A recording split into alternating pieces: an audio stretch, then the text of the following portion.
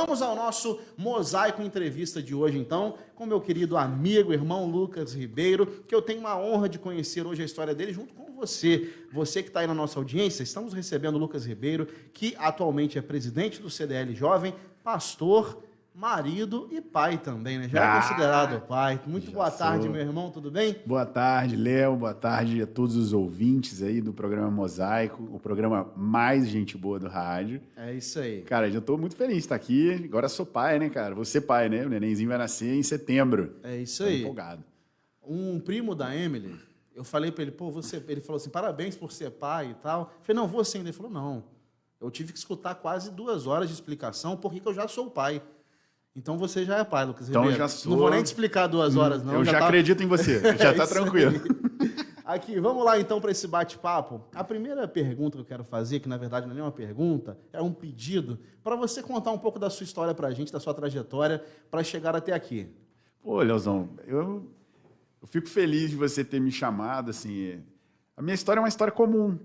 Do Volta Redondense comum. Na verdade, eu só não sou Volta Redondense, mas eu só nasci em Angra dos Reis e vim para cá muito cedo, bebezinho ainda, acho que eu não tinha 6 meses de vida, vim para cá muito cedo mesmo. Olha só. E vida inteira rolando aqui, pai trabalhando na indústria, mãe trabalhando, minha mãe trabalhou, deu aula, depois foi trabalhar na igreja, né, onde a gente é hoje, lá no Projeto Vida. E, cara, a minha história é essa. Estudei aqui, cresci aqui, fiquei curioso pelas coisas aqui, fiquei inquieto com algumas coisas aqui. Eu me lembro quando teve uma época na igreja, e eu devia ter, sei lá, acho que uns 12 para 13 anos, acho que era uns por aí. E teve um evento de missões, cara, lá na nossa igreja. Sim. Coisa legal. Aí vieram missionários do Brasil inteiro, de uma escola e tal, que se chamava Missão Horizontes na época.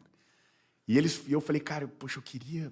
Isso aí é muito legal, né, cara? Pô, negócio de missões, de outros lugares, outras pessoas, outras culturas. Eu sempre gostei muito, sempre fui muito curioso com algumas coisas, sabe? Sempre gostei de assistir filme, eu queria assistir... E achei isso muito interessante. E aí, eu falei com os meus pais, eles falaram, cara... Eu falei, poxa, eu posso estudar nessa escola? E a minha mãe... Na época eu não tinha esse negócio de escola online, né, cara? Sim. Eu tenho 33 anos. E ela falou, não, meu filho, não sei o quê, vamos ver como é que é e tal, moral da história. Fui estudar nessa escola, fui morar sozinho com 13 anos. Fui morar lá na escola, em Minas Gerais, numa cidade chamada Monte Verde. Pô, gostoso pra caramba lá. E eu fiquei 1 ano, e nesse 1 ano... E era uma escola missionária. Uma escola missionária. Eu parei escola normal, e era uma escola com formação para desenvolver tradutores de Bíblia. A ideia era formar adolescentes, desde a época que eles entravam no ensino médio, né, que era a época, para que a gente pudesse ter esse olhar linguístico da coisa. E foi muito legal, cara. Foi uma experiência muito boa. Eu fiquei 1 ano só na escola, depois voltei. Mas vários amigos, inclusive tem alguns amigos que eram até daqui de Volta Redonda que foram também, e eles estão em campos missionários. E você tinha 13 anos nessa época? Cara, 13 anos.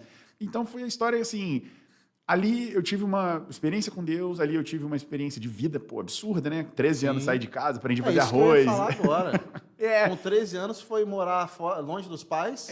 E lá nessa... Pra uma missão mesmo, de fato. Exatamente. Essa escola, ela não tinha muitos funcionários. Eram os próprios alunos que cuidavam da estrutura inteira. Então, tipo... marcenaria do lugar. Isso explica muita coisa, hein, Lucas Ribeiro?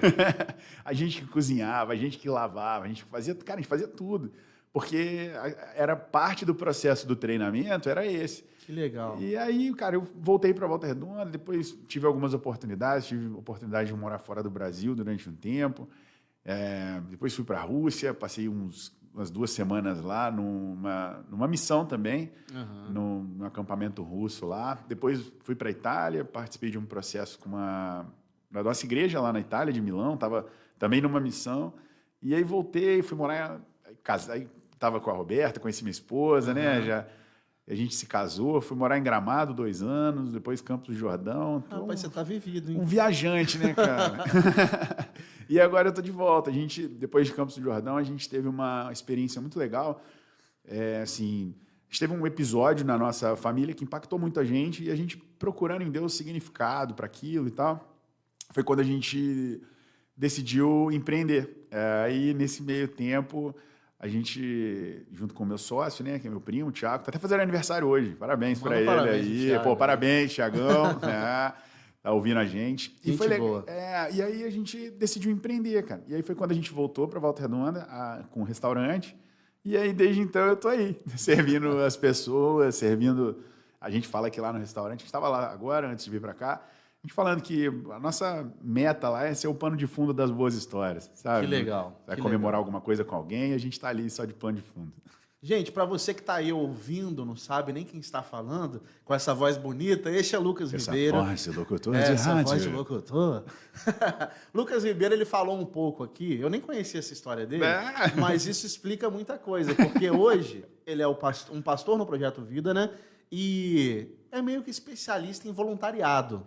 Cara, então você já mostrou aí que aos 13 anos você já teve que aprender como ser voluntário nessa escola, né? Muito. E você viu ali como que acontece um ambiente onde praticamente, se não tiver um voluntário, o ambiente não sobrevive. Quebra, a escola era uma escola mundial. E eu sempre fui apaixonado por voluntariado, cara. Na verdade, eu não sabia que eu era apaixonado por voluntariado, porque eu só descobri o que era voluntariado agora, depois de mais velho. Mas eu sempre gostei de fazer coisas. Eu sempre gostei de coisas prontas. Precisa fazer alguma coisa, precisa resolver alguma coisa. Pô, vamos embora, é comigo mesmo. Precisa pegar não sei o que lá embaixo, trazer aqui para cima. É comigo mesmo. Eu sempre gostei de ajudar as pessoas. E eu descobri que isso é importante. Tem muitas pessoas que dependem de voluntariado, tem muitas pessoas que dependem dessa coisa. Então, eu sempre percebi que...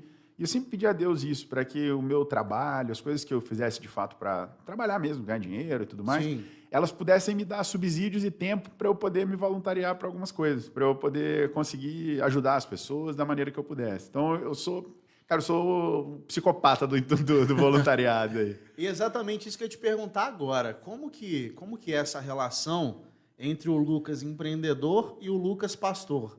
Porque é o que você está falando aí, a sua história já mostra isso, né? Aos 13 anos você decidiu fazer missões. Uhum. Então, aos 13 anos você não decidiu fazer um curso de gestão. Não. Entendeu? Não. Então, pelo visto aí, a sua tendência de ministério acaba sendo até mais forte que de empreendedor. Como que você lida com isso? Faz sentido a sua colocação. Mas, na verdade, cara, eu confesso para você que eu não tenho muito essa separação dentro da minha cabeça. Entendi. Eu sou o Lucas, é um cara só.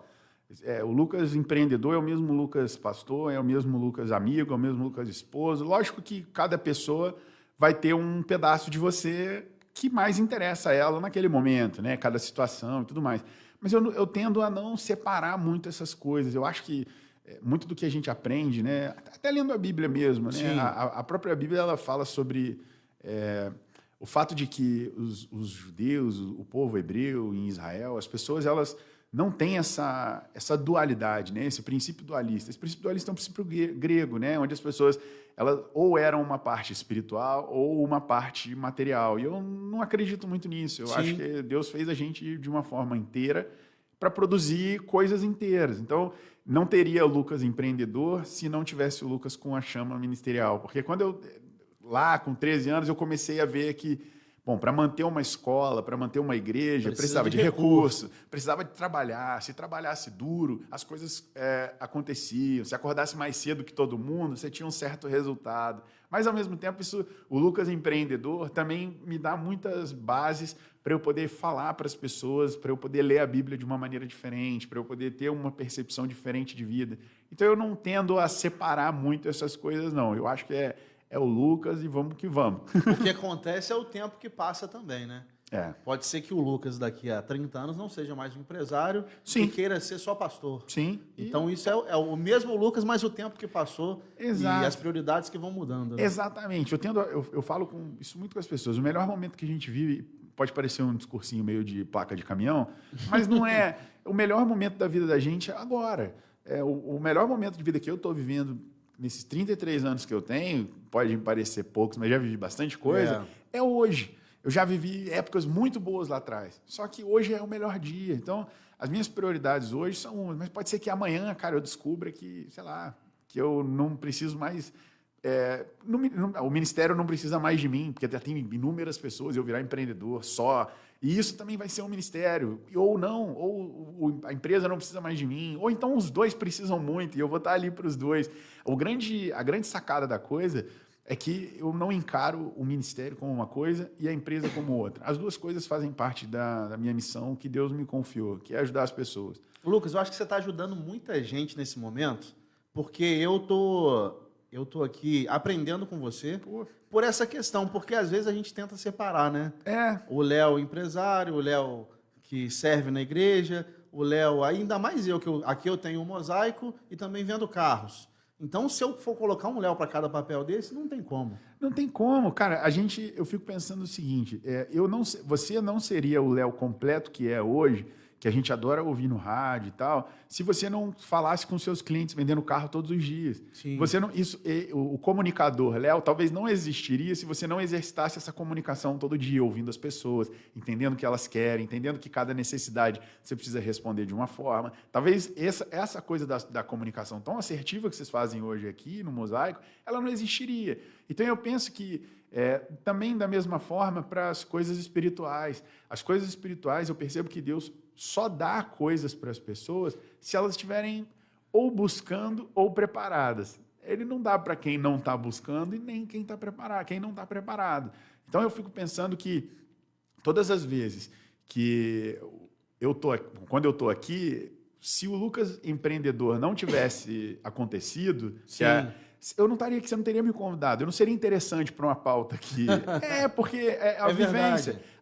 Eu falo que a gente estava fazendo um exercício esses dias na CDL e eu estava conversando com as pessoas a respeito disso. A maior dificuldade que a gente tem, às vezes, é se desvencilhar dos nossos CNPJs, né? Mas a coisa mais importante é quem nós somos como pessoa. E as vivências são importantes. Eu não quero um Léo desmembrado, eu não quero só o Léo da igreja, eu quero conversar com o Léo com toda a sua experiência de vida, o Léo pai, o Léo esposo, sabe assim? Sim. A gente não pode se desmembrar nesse sentido, sobretudo quando a gente fala de espiritualidade e trabalho. Então é isso, gente. Essa entrevista, esse bate-papo aqui, já foi mais do que uma aula só por essa sacada aí. Não, ensinou muito. Porque, de fato, eu estou aqui, eu vou ter que ver de novo. Vou ter que ir para o nosso canal de cortes do YouTube para poder ouvir de novo esse bate-papo, porque até agora já foi muita entrega do Lucas. E, se você não sabe, como ele falou que ele já teve esse lado empreendedor dele, hoje, atualmente, junto com o primo dele, o Thiago, eles são proprietários do restaurante Zen Cozinha Oriental. Isso aí, somos nós. São os brabos aí da comida japonesa da nossa região, da nossa cidade. Que bom que vocês gostam. E se você já foi no restaurante do Lucas e do Thiago, vocês sabem que, de fato, eles estão falando com propriedade desse assunto, o Lucas está falando com propriedade, porque servir, excelência e tudo isso é descrito no ambiente de trabalho deles. Quando você tiver a oportunidade, conheça o restaurante Zen. Vamos parar aqui rapidamente, só para mandar um abraço especial para o nosso amigo em comum, que é o Robert. Tá na audiência aqui, Tiquinho, mandou mensagem. Super meu amigo, cara. Eu sou fã desse cara. Vocês sabem que o Tiquinho é o cara mais rico de Volta Redonda. Sabia disso, né? Com certeza. Tem uma parte da cidade que é... Bom, Volta Redonda, para quem assiste de longe e tudo mais, em duas partes, né? Do lado do Rio e outro. Aqui em Volta Redonda o que é do Tiquinho e o que é da CSN. É verdade. Então, ele é proprietário disso aí tudo. Um abraço para você, abraço, meu amigo. Tamo junto, obrigado aí pelo seu carinho, tá sempre ligado aqui no Mosaico. Lucas, mas continuando aqui, e falando um pouco agora para quem é empresário, para quem é empreendedor que está aqui ouvindo o Mosaico, você com certeza teve diversos desafios. Sim. Como empreendedor. E não vai ser uma pergunta clichê. Qual foi o seu maior desafio? Porque eu sei de um desafio seu, que foi pegar uma empresa que já era, teoricamente, tradicional em Volta Redonda, porém ela fechou com esse mesmo nome de Zen, e você, do nada, com seu primo, assumiu a empresa e decidiu manter o mesmo nome. Isso aí eu achei uma loucura na época. Todo mundo achou. Mas tem um propósito. Tem. O que rolou, cara? Eu vim o ambiente que eu trabalhava era um ambiente de hotelaria. Na hotelaria, a gente tem um indicador que é muito importante quando se fala de hotel, que é a taxa de ocupação. A taxa de ocupação nada mais é do que, vamos imaginar aqui, eu tenho um hotel, uma pousadinha com 10 quartos e eu consigo ocupar 30% daqueles quartos todos os dias. Então, a taxa de ocupação daquela pousada é de 30%. Sim. Então, isso para nós era um indicador muito importante de saúde de um hotel e tudo mais. Até de uma cidade também. Então, quando a gente assumiu o restaurante, a gente foi pesquisando os números, conversando com o antigo proprietário, antes de fazer a aquisição, e o número me chamou a atenção. Ele vendia uma quantidade de produtos durante o mês, que o produto maior que a gente vende lá é rodízio, né? Então, Sim. ele vendia uma quantidade de rodízios no mês, que quando ele me falou o número, eu falei, cara, mas espera aí, eu tinha essa sacada da hotelaria. Para muitas pessoas, isso seria um número muito alto. Só que quando eu fui dividir isso pela quantidade de dias trabalhados no mês, não era um número tão alto quanto poderia. A casa ainda tinha mais lugares disponíveis. Então eu falava assim, cara, bom, se ele tem mais espaço ainda lá dentro do mesmo lugar para crescer, falei, bom, então alguma coisa tem. Aí então isso eu guardei aí numa prateleirazinha essa informação. Aí a outra informação, eu fui olhar nas avaliações do Google e nas avaliações do Facebook, o que as pessoas falavam a respeito do restaurante. E muitos dos comentários era assim, a pessoa que tinha tido um aniversário de casamento, a pessoa que tinha tido uma comemoração de alguma coisa. Então eu sabia que o restaurante, ele, por mais que ele, como você falou, ele tinha fechado, mas ele ainda estava ele estava num campo da mente das pessoas que era fácil de trazer de volta, que era o campo das boas lembranças. Momentos especiais aconteceram ali. Aconteceram ali. E a gente começou eu falei, bom, se ele tinha espaço para crescer e as pessoas ainda tinham algum resquício de boas lembranças ali, cara, eu acho que é possível. E aí, conversando com o meu primo, né, e a gente conversando e tal, e ele falou, cara, e aí, você acha que a gente compra o nome também e tal? Falei, cara, eu acho que sim. Eu trabalhei numa agência de publicidade durante alguns anos, fui gerente dessa agência. E aí, cara, eu, assim, na verdade, eu falo que eu nem trabalhava lá, eu estudava lá.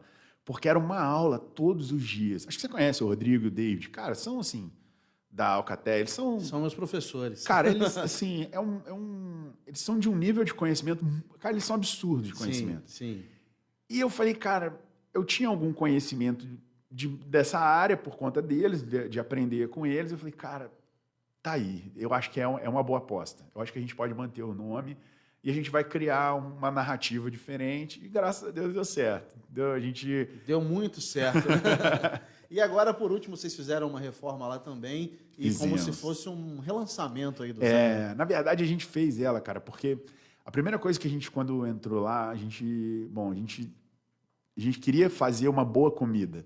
Eu sei, pode parecer redundante, mas boa comida no restaurante é pré-requisito, né? É sinal bom. Você considera uma comida boa o suficiente para que alguém pague por ela, ela tem que ser, no mínimo, boa. Exatamente. A gente queria ser especialista na comida, especialista no serviço, para que quando a gente fosse colocar um processo de estética, isso conversasse com o serviço. Porque muitas das vezes a gente vai em lugares, eu particularmente já vi inúmeros assim, eu tenho N experiência. O ambiente é maravilhoso. Cara, você vai num lugar, o lugar é perfeito. E não só no meu ramo, que é o ramo de alimentação. Inúmeros. Você pode ir no shopping, pode ir numa loja de carro, pode ir numa loja de roupa. O lugar é maravilhoso, os produtos até parecem ser bons, mas o atendimento é ruim. Sim. Então a gente falou, cara, vamos primeiro fazer o atendimento. Porque na hora que a gente fizer a reforma do jeito que a gente queria, e também não é só por isso, é porque também a gente não tinha grana na época, né?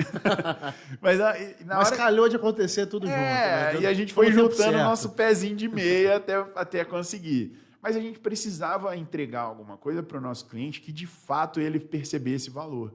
E hoje, graças a Deus, quando a gente vê um lugar bonito, e ele também entrega uma boa comida, um bom serviço e tal... Então as pessoas falam, poxa, realmente faz sentido. Porque a recíproca também é tensa. Você vai num lugar que é muito bonito, mas você não gostou do atendimento ou do serviço. A decepção é ainda maior, né? A decepção é ainda maior. Porque a expectativa sobe. A expectativa estava muito alta. Então a gente foi gerenciando essa expectativa aí. Então, com o mesmo Lucas, falamos sobre o Ministério, falamos sobre essa veia empreendedora e, rapidamente, quero que você explique para os nossos ouvintes, porque atualmente você também é presidente do CDL Jovem, inclusive o Robert faz parte lá é meu do vice-presidente, conselho, né, meu irmão. Ele é o vice-presidente. VP, meu. É isso aí. E queria que você falasse um pouco sobre o CDL Jovem, como está Como está sendo esse trabalho e qual que é a função do CDL também, como que vocês se organizam? Cara, está sendo legal, porque a gente estava falando de voluntariado, né?